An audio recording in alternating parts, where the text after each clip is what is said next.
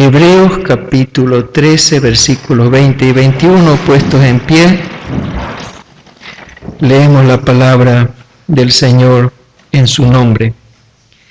Y el Dios de paz, que resucitó de los muertos a nuestro Señor Jesucristo, el gran pastor de las ovejas, por la sangre del pacto eterno, os haga aptos en toda buena obra, para que hagáis su voluntad, haciendo Él en vosotros lo que es agradable delante de Él por Jesucristo, al cual sea la gloria por los siglos de los siglos. Amén. Oramos. Padre, te rogamos que en esta mañana estés hablando a cada vida, a cada corazón.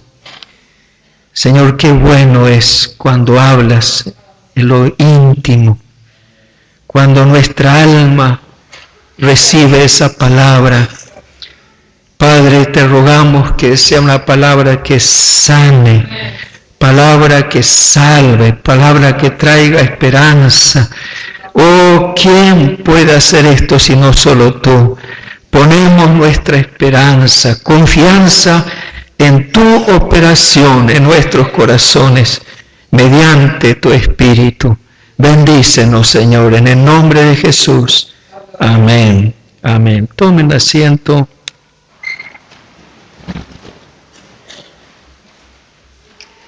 Por ahí en el año 1600, para ser más exacto, 1599 al 1601, un hombre muy famoso llamado William Shakespeare escribió una de las obras más memorables, más destacadas de la literatura inglesa. Y él tituló originalmente la obra, aunque ahora se conoce como Hamlet, se conoció antiguamente como la tragedia de Hamlet, príncipe de Dinamarca.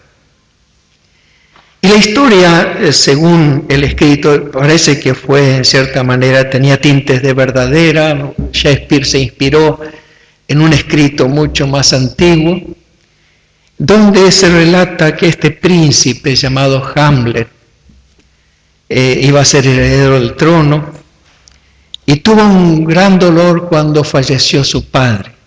Su papá murió y él estaba muy entristecido, y de noche tiene una aparición de un fantasma, el fantasma de su padre, que viene a visitarlo. Él estaba muy perturbado porque pensaba que triste estaría su madre, qué triste la familia, pero lo que más le extrañó que su mamá estaba contenta por la muerte de su esposo.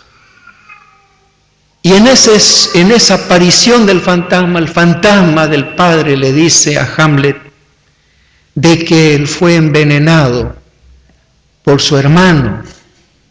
Su hermano Claudio puso veneno en la comida, pero estaba confabulado con su madre para quitarle la vida, y como eran amantes, ella le era infiel, él lo envenenaron y él muere, y entonces aparece a Hamlet y revela el secreto. Y Hamlet está terriblemente afligido por lo que ha pasado. Su mamá, en conspiración con su amante, mata a su padre. ¿Qué va a hacer él? ¿Vengarse? Y está ahí en la duda.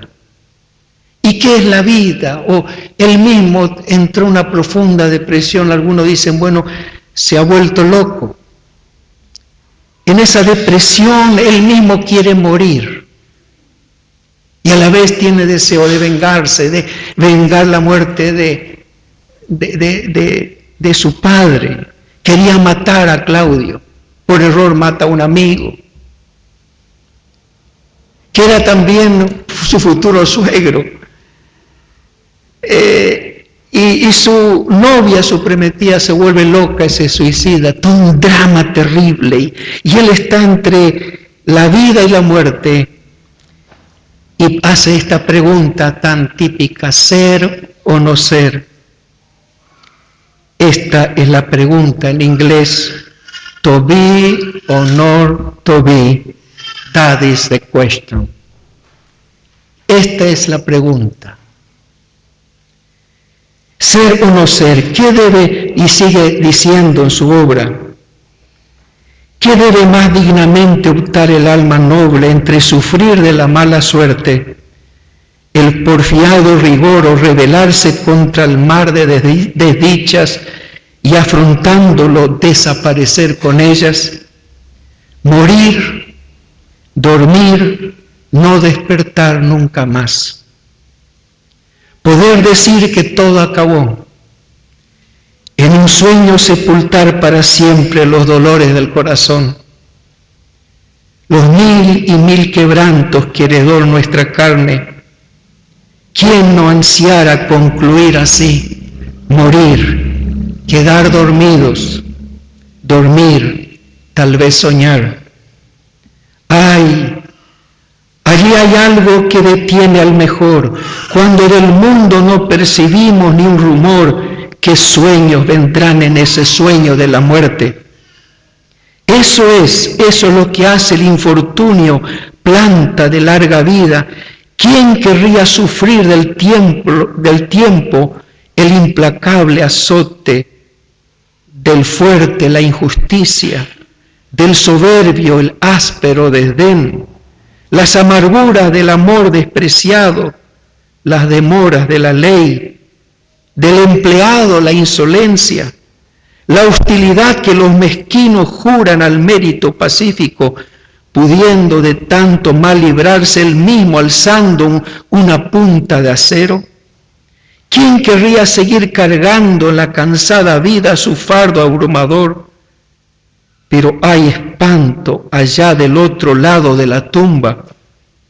La muerte, aquel país que todavía está por descubrirse, país de cuya lóbrega frontera ningún viajero regresó, perturba la voluntad y a todos nos decide a soportar los males que sabemos, más bien que ir a buscar lo que ignoramos.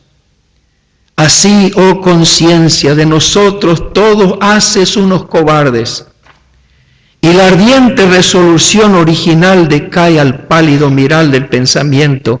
Así también enérgicas empresas de trascendencia inmensa esa mirada torcieron rumbo y sin acción murieron. ¿Ser o no ser? ¿Voy a ser un vengativo o no lo voy a hacer? ¿Voy a ser un muerto? ¿Voy a dejar morir? ¿Me muero o no? Ser o no ser. Muchos han estado pensando, ¿vale la pena la vida? O como Hamlet decir, yo me quiero dejar morir, dormir, soñar, pero tengo temor lo que vendrá después. ¿Qué hay después de la muerte? La pregunta. Y la pregunta que nosotros podemos hacernos es, ¿lo que hacemos determina lo que somos? ¿O lo que somos determina lo que hacemos? Para muchos las acciones describen a una persona. Por ejemplo, dicen que alguien es bueno por lo que hace. Pero para Jesucristo es al revés. Uno por lo que es determina lo que hace. Él hizo esta pregunta, nuestro Señor hizo esta pregunta. ¿Puede acaso el árbol malo dar fruto bueno? ¿Qué está queriendo decir? Que si una persona es mala, no puede hacer cosas buenas. Por su naturaleza, por su esencia. El hombre malo hace lo malo. ¿Por qué es malo? No es la consecuencia al ser malo de lo que hace, sino al revés. Es malo, por eso hace el mal. Y el hombre bueno, porque es bueno, hace el bien, según las palabras de Jesús. En la Biblia se definen personas por su esencia. Los hijos de la luz y los hijos de las tinieblas. Los hijos de Dios y los hijos del diablo. Los hijos de salvación y los hijos de perdición. Los herederos de bendición y los herederos de maldición. Hay esencia, no hay que hablar de la naturaleza. Cuando Jesús compara el reino de Dios con una red, él dice: ¿a qué compararé el reino de Dios? Es como una red que se arroja, una red rastrera se llama. Se arroja en el mar y recoge toda clase de peces. La traen a la orilla y seleccionan los buenos y los malos. Y Jesús concluye diciendo: así, en el fin del mundo, vendrán los ángeles y apartarán los buenos de los malos. Así como los peces, por su esencia, ¿cómo sabemos que un pez es apto o no es apto, que es bueno o malo? Por su esencia, por su naturaleza. No está eligiendo los peces por lo que, como ellos se comportaron en el océano, sino por su esencia. La esencia determina lo que somos. Podemos ver esta comparación de Jesús.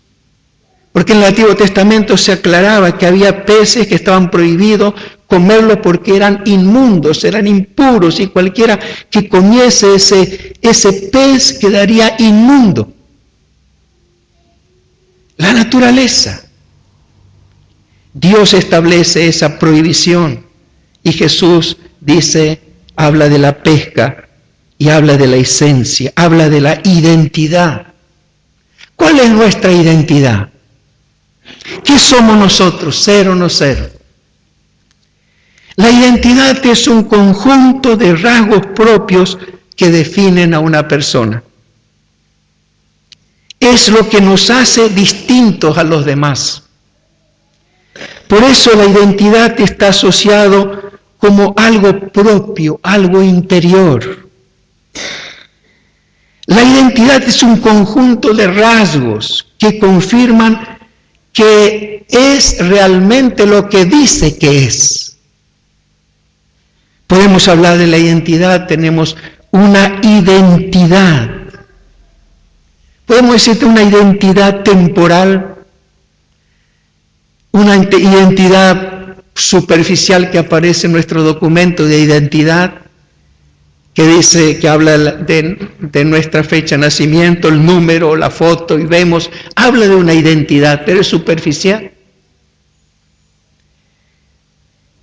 Hay una identidad mucho más profunda. Dios mismo tiene una identidad. Cuando Moisés le pregunta, cuando yo vaya, porque Dios le enviaba a Egipto para que libere a su pueblo, y le pregunta: Señor, cuando yo vaya a mi pueblo y le diga que Dios me envió, ¿qué nombre tienes?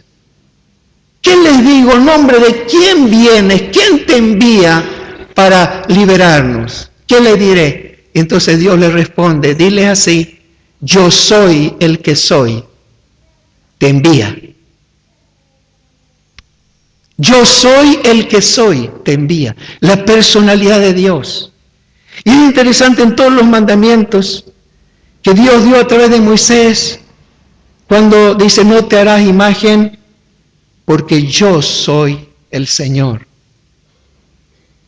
Honra el día de reposo, porque yo soy el Señor. Honra a tu padre y a tu madre, porque yo soy. Porque yo soy, porque yo soy, porque yo soy. Repite Dios una y otra vez: yo soy. Ser o no ser, la esencia del ser es Dios. Yo soy el que soy, una tremenda identidad que también nos comunica a nosotros como sus hijos. Por eso los hijos de Dios tienen una fuerte identidad. Una identidad, podemos decir, completa. Esa identidad de Dios, yo soy el que soy, imprime en sus hijos. Por eso el apóstol Pablo escribió: por la gracia de Dios soy lo que soy. Dios es, y porque Dios es, soy. Pablo dice: por la gracia de Dios soy lo que soy. La esencia de nuestro ser interior está unida a la esencia de Dios. Nuestra identidad se nutre de la naturaleza de Dios. Por eso podemos afirmar que tenemos una identidad temporal y una identidad eterna. La identidad temporal muestra nuestra raza, el color de piel, rasgos físicos, las huellas dactilares, el ADN único que tenemos. Una vez no conoce a una persona, pero mira el apellido y se llama, o el nombre, y se llama Iván, ya sabemos dónde viene. Si le dicen John, sabemos que es un anglosajón. No hace falta que por ahí conozcan los nombres o los apellidos. Si de pronto se llama King, ya sabemos que es un coreano. Y si se llama Sakamura, ya viene del Japón.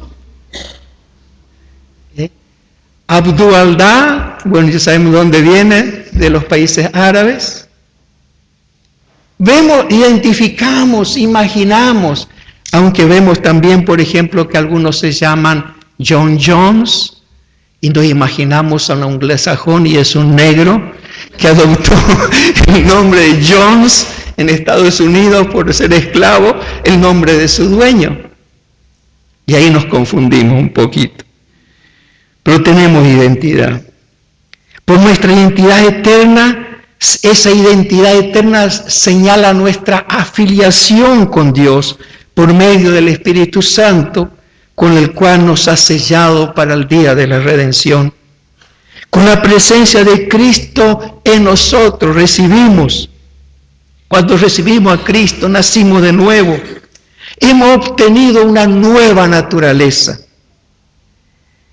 Esta es nuestra nueva identidad.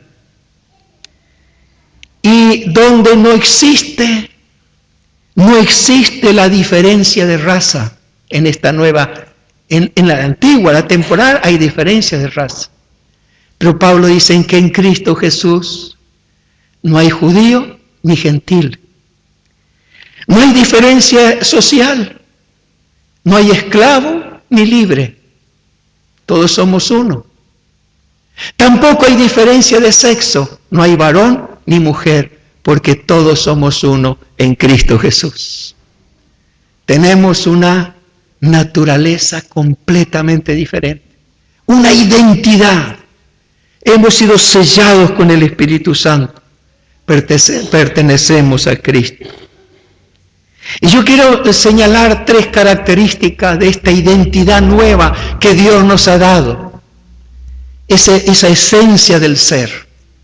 Ya no nos vamos a preguntar como Hamlet, ser o no ser, ¿qué hago? Podemos decir, yo soy. Soy un hijo de Dios. Soy heredero. Soy renacido. Soy perdonado. Soy protegido por Dios dentro de la naturaleza de Dios.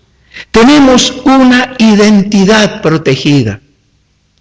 Y dice en Hebreos, y el Dios de paz que resucitó de los muertos a nuestro Señor Jesucristo, el gran pastor de las ovejas por la sangre del pacto eterno.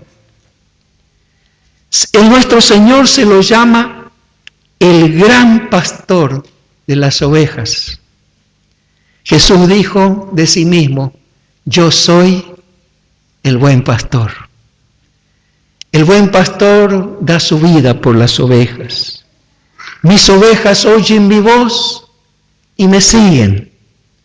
Y yo les doy vida eterna y nadie las arrebatará de mi mano.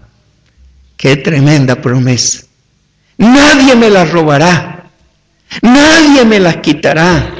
Y aquí el gran pastor es nuestro Señor.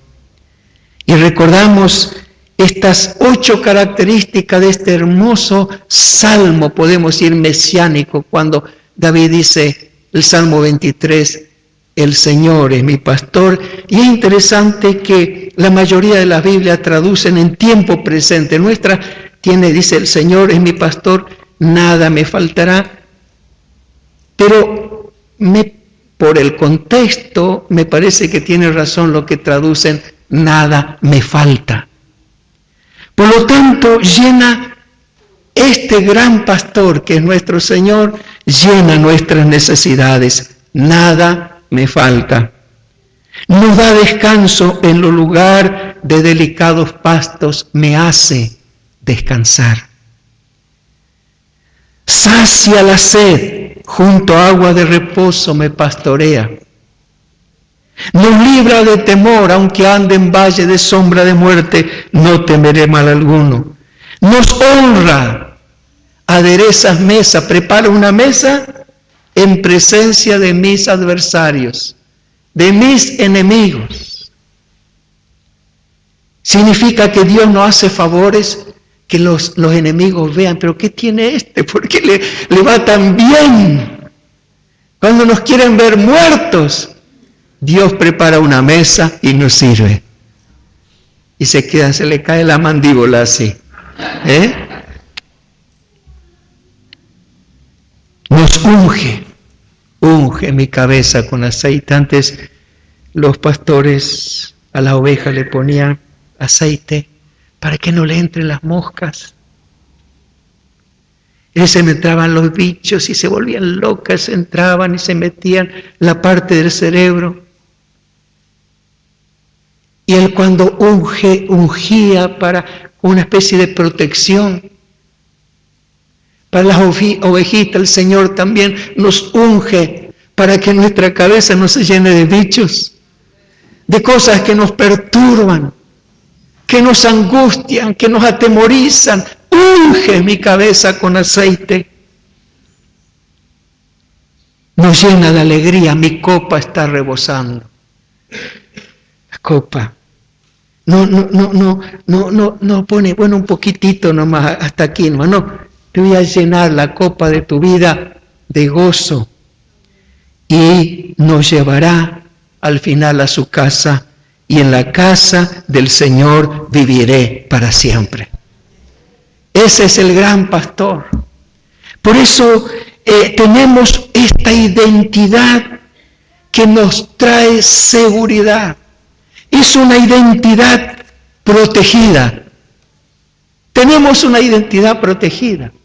Se usa ese término para proteger a los testigos, para que no los maten, no los destruyan, para que no le hagan daño. A veces se le cambia, dice identidad protegida, le cambian de nombre, de apellido, los llevan a otro lugar, los tienen amparados. Y Dios nos da una identidad protegida. Nos protege en Cristo Jesús. Nos rodea de su misericordia. El Señor es mi fortaleza. ¿De quién tendré temor? Él nos protege.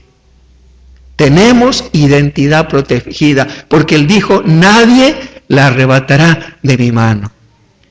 Pero también tenemos una identidad perfeccionable o perfectible.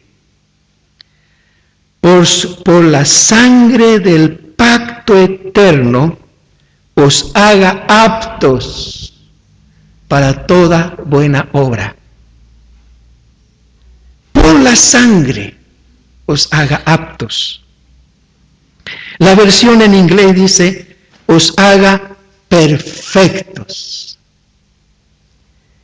Cuando busqué el término griego, a ver qué quiso decir con que nos haga aptos.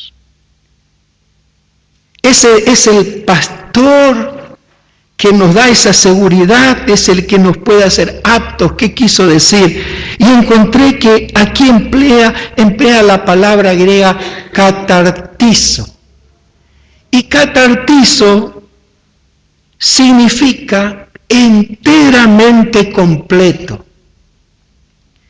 reparado, restaurado, arreglado, instruido, perfeccionado para toda buena obra. Todo esto significa la palabra aptocatartizo, que Él nos repara, Él nos completa, nos perfecciona. Esa es la obra que Dios hace mediante la sangre del pacto eterno. Dios trabaja con nuestra identidad eterna, con lo que somos en nuestro interior. La Nueva Biblia Española traduce: los equipe con toda clase de dotes para realizar sus designios. La sangre de Cristo siempre está relacionada con la limpieza, con el perdón de los pecados, con la santificación, con la pureza. Y en este caso vemos que la sangre de Cristo nos da la posibilidad o nos abre las puertas para nuestra restauración, para nuestra perfección. Porque muchas buenas obras y mucho del trabajo en el Señor no lo podemos hacer si no tenemos la conciencia limpia. Porque nuestra conciencia nos condena.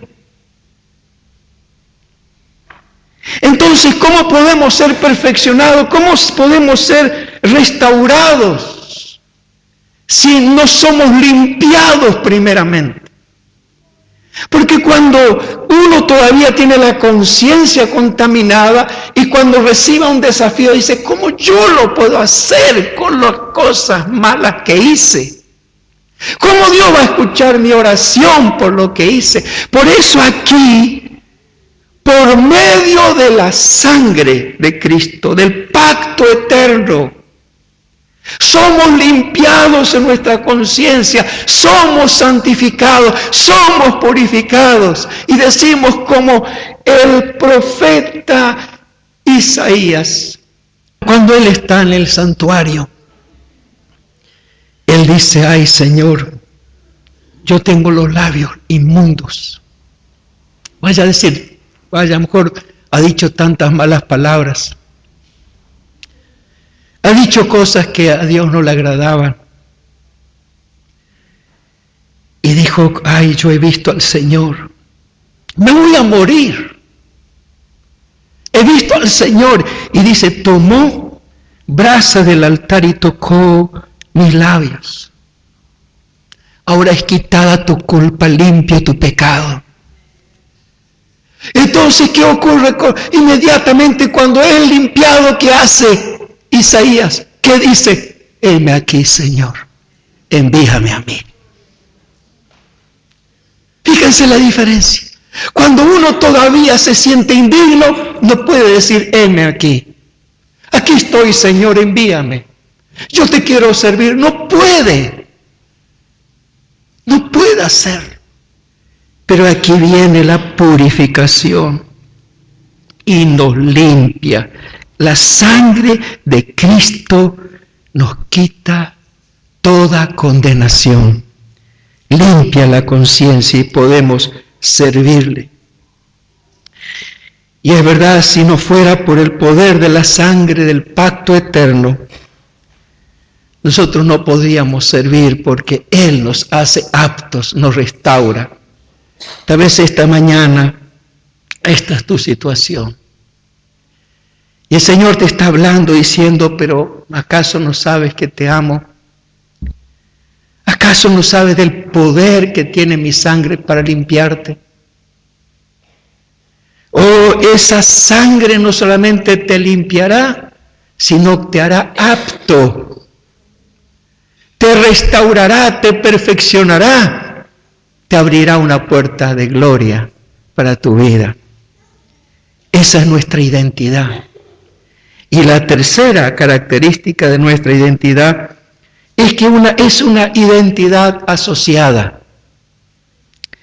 Haciendo, dice aquí el texto, Él, Dios, en nosotros, lo que es agradable delante de Él. Antes de recibir a Cristo vivíamos desasociados. Es decir, la desasociación significa separación. Estábamos separados. Teníamos ese vacío existencial. Antes de recibir a Cristo, no podíamos agradar a Dios, aunque quisiéramos. Pero ahora que lo recibimos, estamos completos en Él. Estamos asociados con Dios por medio del Espíritu Santo y podemos hacer lo que antes no podíamos porque estamos separados. Pablo lo describe muy bien en su epístola a los Romanos en el capítulo 7.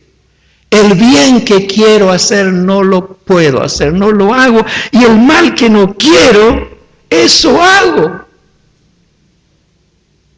Y él era religioso. Él que leía las Escrituras, él que iba a la sinagoga y todo lo demás, sentía, él decía, hay una ley en mi cuerpo, en mi carne, que me lleva cautivo a la ley del pecado. Yo no quiero pecar, pero hay una fuerza en mí que me obliga a pecar. Y yo quiero ser libre, yo quiero agradar a Dios, pero no puedo, diría el apóstol Pablo. ¿Por qué no podía? Porque no estaba asociado con Dios. Estaba separado de Dios. Es decir, ser religioso no significa que uno está en comunión con Dios. Y Pablo se da cuenta que algo faltaba. Algo le llevaba cautivo a la ley del pecado y de la muerte. Era esclavo del pecado y quería librarse y no podía. Pero todo cambió.